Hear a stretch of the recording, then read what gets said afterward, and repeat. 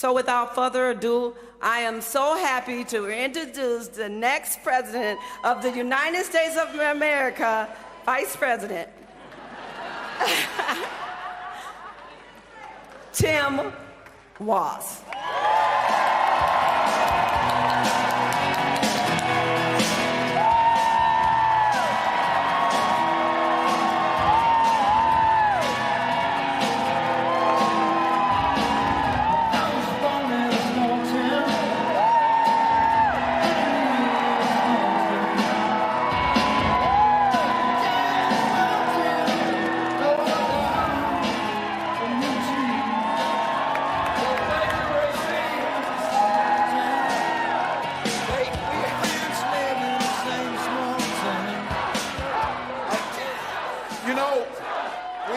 We had a little gathering down in Madison, but I think there's more energy here tonight, so thank you. A big thank you to Andrea. Thank you for sharing your story. Thank you for believing in this country, and thank you for the kind introduction. Mayor Mason, thank you for having me in this beautiful community. Grateful. Look, thank you to all of you. I see it is a school night, and there are papers to check. There's kids to get in bed. There's games to watch. But you know what? You put all that aside, and you came here to this beautiful room for one simple reason. You love your country. You love your country.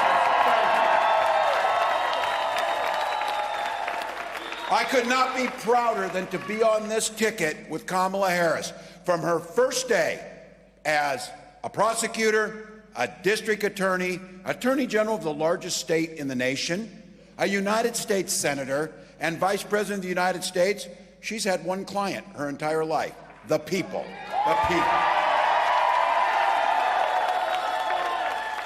Stood up for women and children against predators and abusers, for seniors and workers against fraudsters and big corporate interests, for families and communities against transnational gangs and traffickers. Never did she once ask when someone came up to her asking for help. She never asked if they were Democrat or Republican. She simply asked, how can I help? How can I help? Can we just agree with that resume we had, that there is no one more qualified or has been more qualified to be President of the United States?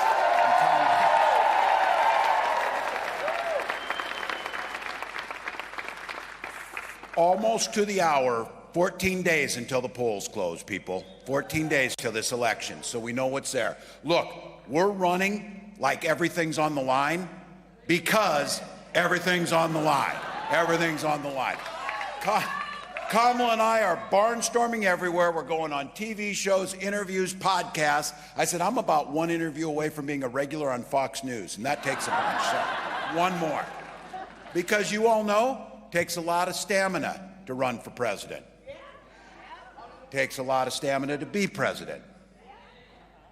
So you have to wonder, how does Donald Trump think he's going to do that? Because he has no stamina to do this. I don't know. You see his closing argument the other day? He veered a little off script. He had a lengthy discussion, and I'm not going to touch this too much. We had a lengthy discussion about golf tips or something, some of you know. And then he reminded us how much crowd size matters to this guy. So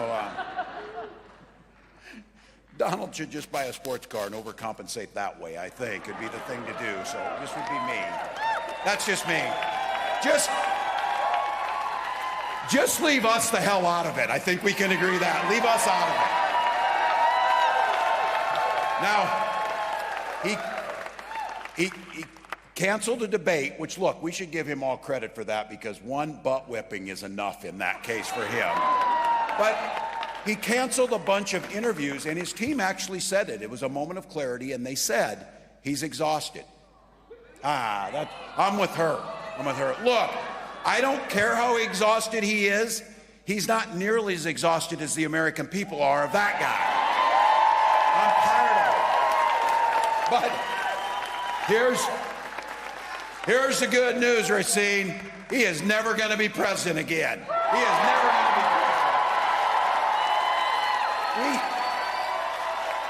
You see it. You're voting. You're voting. Good.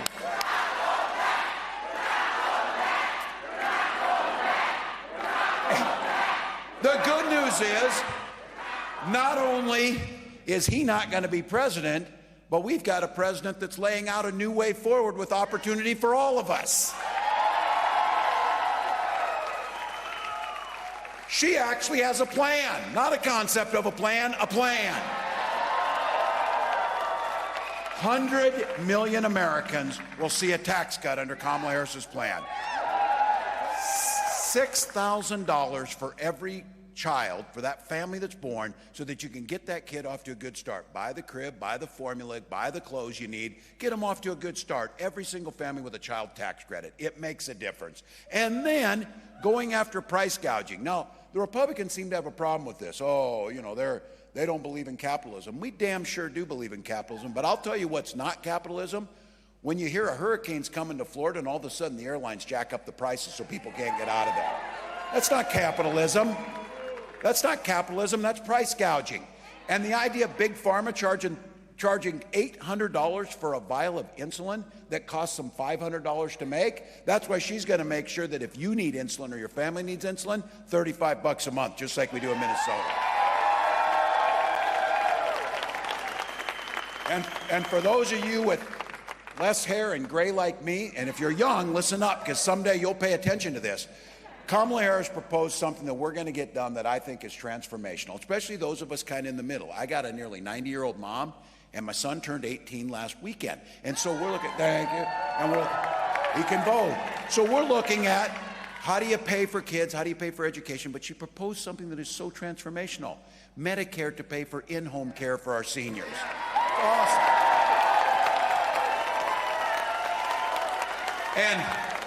And if when you turn 60, I turned 60, and also you start paying attention to Medicare when this happens. But you know what she also proposed? Medicare to pay for glasses and hearing to make your lives a little better. It's good stuff. And then I just came from a barber shop with a whole bunch of young entrepreneurs that want to start their own business. There he is back there, Alvin. Good to see you. Racine Sport Co. Look. They're looking at a new generation of entrepreneurs, a new generation of making sure our kids thrive. And Kamala's put out a plan to make sure small businesses can get $20,000 forgivable grant and then $50,000 tax credit to get them off the ground and to make a difference. Because I'll damn sure tell you, the biggest companies and the friends of Donald Trump, they're getting a tax cut. Donald Trump hasn't paid federal tax in 10 of the last 15 years. It's time to give the tax cuts to the middle class. And then for the young people here too, the idea of owning your home is something that every middle class family should be able to do. We know that the biggest barrier to doing that is the down payment. That's why she proposed a $25,000 down payment assistance to get folks in their home. Get you. Look, we're neighbors, Minnesota and Wisconsin. We have the same, we have a lot of the same stories, a lot of the same background. And we had a senator we lost way too soon in Paul Wellstone, who used to sum up how the economy's supposed to work and how it's supposed to be fair in a very simple statement. We all do better when we all do better. That's pretty simple. That's pretty simple. Now Donald Trump and his running mate, J.D. Vance, see things a little differently. And the thing is, I'll give them this. They helped make this easier for everyone. They laid out what they're going to do in their Project 2025 agenda. Now, at the debate I had, Senator Vance tried to claim that Donald Trump would protect the ACA.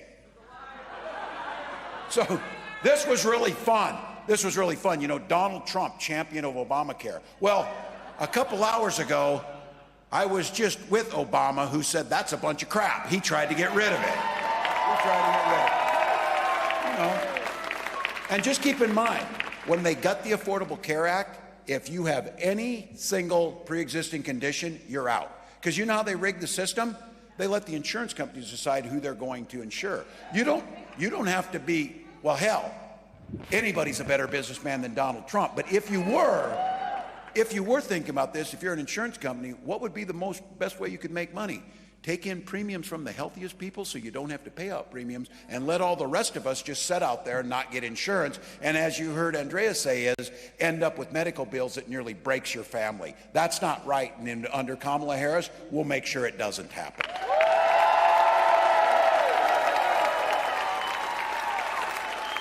A new report came out under Donald Trump's plan, and they analyzed it.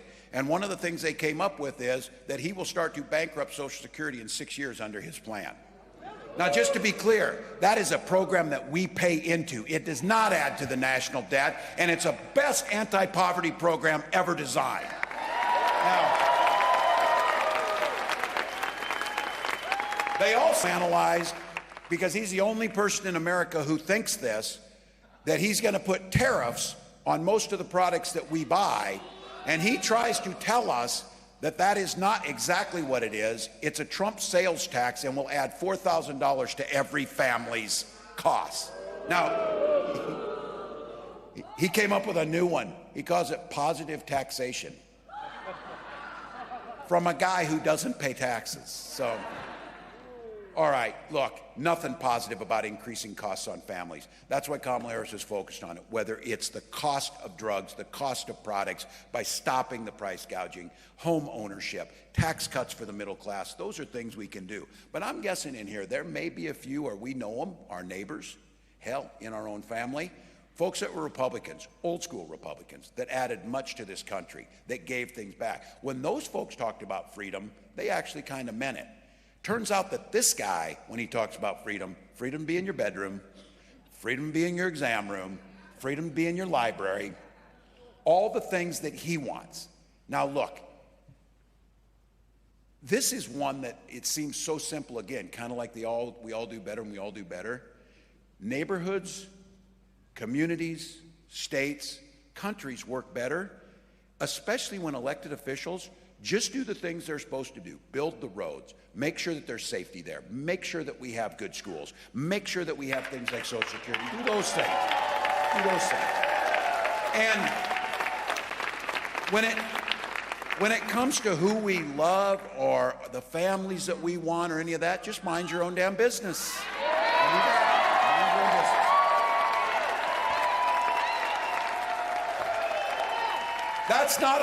That is not a catchphrase. That is a golden rule to live by, and your life will be better. Your life will be better.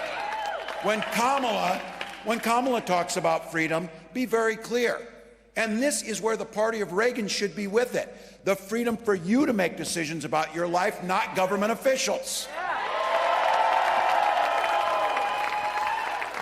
Where this room should be full of the people who fly the "Don't Tread on Me" flags, because Trump wants to tread all over your personal freedoms when we're the ones saying, not on our watch, not on our watch. We need to start flying that flag, I'll tell you that. Because in Chicago, we took back the flag from them at that convention. We took back freedom from them.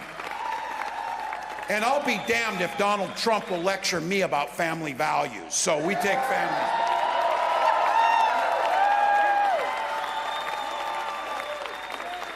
And just for good damn measure, we're taking football back from them too.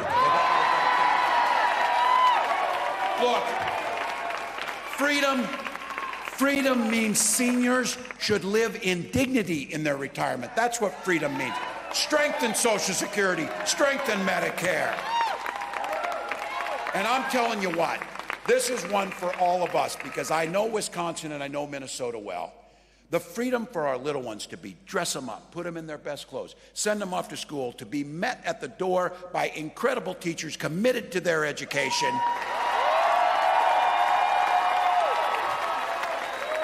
And let those kids have the freedom to be kids instead of being shot dead in their classrooms. That's what we're talking about. And I am taking no crap from these guys on this. I am a veteran, I am a hunter, and I'm a gun owner. Kamala is a gun owner. Kamala is a gun owner. Owning guns does not mean you can't have common sense solutions to stop our kids from being shot in schools.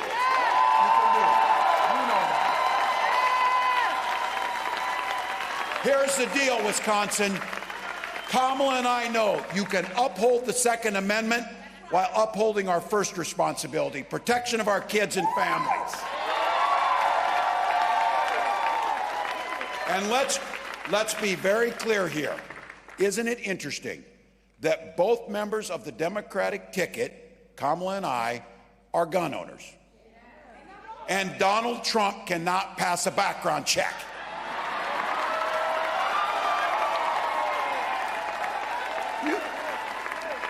You guys, I see you out there, some of you, and I love the camo hats. You go in and apply, you go into Cabela's, apply to get a gun, and watch what happens when 34 felony convictions come up. They tell you to get the hell out of Cabela's.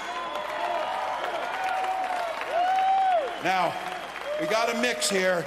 I'm going to focus on about half the group right now. I'm going to focus on the guys in this group, because here's what the deal is. Think about the women in your lives, daughters, wives, mothers, friends, neighbors, or whatever. If you're wondering about voting, their lives literally depend on how we vote in this election. They literally depend.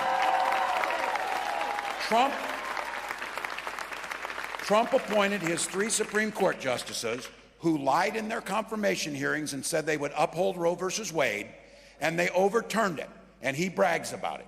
He is glad that your daughters, your wives, your friends now have less rights than their grandmothers did before them. Yeah, 20 states have Trump abortion bans. He calls those 20 states a beautiful thing. You know what that beautiful thing looks like? Women being denied care when they're having complications with their pregnancies, to have miscarriages in parking lots. Survivors of rape and incest having to carry those to term. Fertility clinics turning couples away at the door. And I talked about this. Gwen and I struggled for years to have children. We used fertility treatments, and that's how we got our beautiful daughter, Hope. I will tell you. I'll be damned if anyone, let alone Donald Trump and J.D. Vance, should have any damn say in the family that you have of stopping you from having that. So when we elect a Democratic Congress, we hold the Senate, we elect Kamala Harris president, she will sign Roe versus Wade back into law, protecting our freedom. And guys, don't forget, Kamala Harris asked those judges, asked a really important question. Asked that male judge if he could name a single law that lets the government have a say over a man's body, and the answer is they can't, because it's zero. So I'll tell you what, look around you and know, guys, we're going to have to get this right. We're going to have to get to the polls. We're going to have to vote, because the women are doing their job. We need to do ours right now. Now, if you're not, just to be clear of what we got, this is hard to believe, 14 hours. We got, like, do the math, like 340 hours till this thing comes to an end. You've been hearing me say we're going to sleep when we're dead, and that's exactly what I'm doing on this. So, because we got work to do. But look, there is another reason that the stakes are high in this election.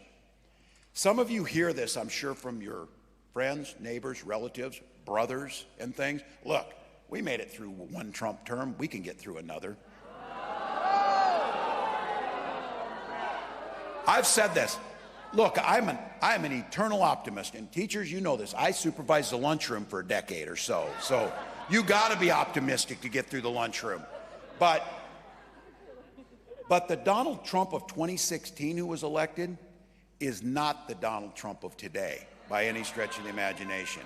He is talking now openly about sending the United States military against people who don't support him. He calls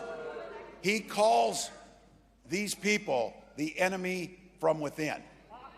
Now, just to be clear about that, I'm pretty sure I'm high up on that list. But don't kid yourself, you're on the list too. That's what he's talking about. In America, openly talking about this. Now, he's been given a chance. Look, sometimes we misspeak. All right, so say you misspoke. They gave him a chance to clean it up. He won't clean it up. And this week, J.D. Vance said, you know one thing about Donald Trump? He speaks from the heart. Well, on this issue, his grinchy little 3 times too small heart, he may speak from it, but he does. Now, don't get into this with your neighbors. Be clear about what's up here. This isn't, oh, politicians say that about this. You know the both sides do it thing? That's crap. Both sides don't do it. You are not hearing Democratic politicians talking about sending the military against people we disagree with.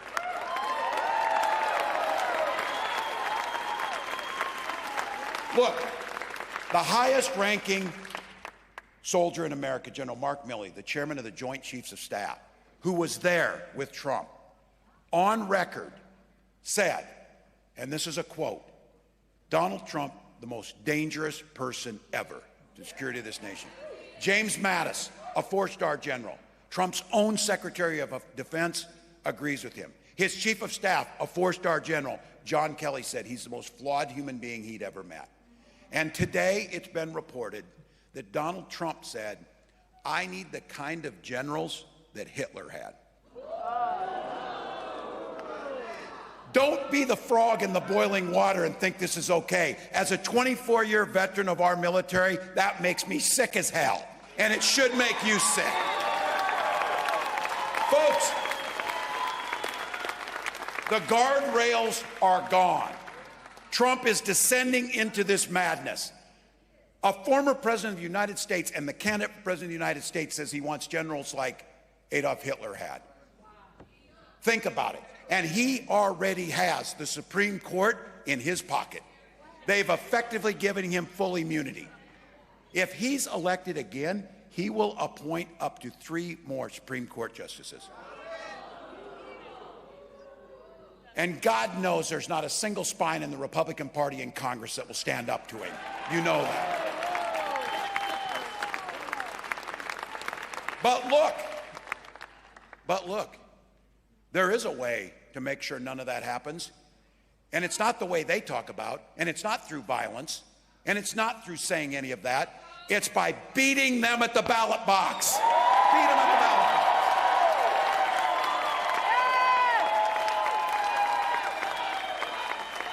Vote. Vote.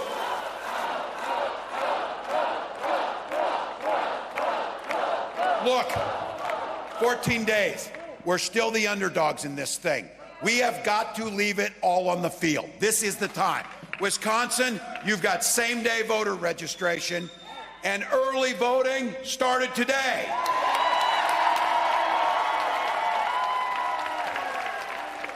Bring a photo ID if you're going to vote in person. We also know we need to knock on doors. People are still undecided. We need to make the phone calls. 1 or 2 votes in a precinct can make the difference. It matters. Talk to them. If you got an extra buck or two, KamalaHarris.com. It lets us open the offices. We get out there. We make a difference. Look, we get to control our destiny. We know what the choice is on the other side. And I know by looking at this room and rooms across this country that we're in and will be in, that America is better than that guy.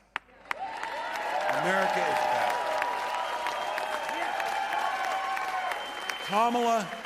Kamala Harris wants to be a president for all Americans. She wants to put policies in place that will improve people's lives whether they vote for us or not. She knows that the Constitution stands above all. And she knows that the American people deserve a president with decency, with compassion, and with vision. So here's the deal, folks. We get the chance. We get to make a difference. She says it all the time, and you know it. When we fight, we win. When we vote, we win. Wisconsin, let's win this thing. Let's go.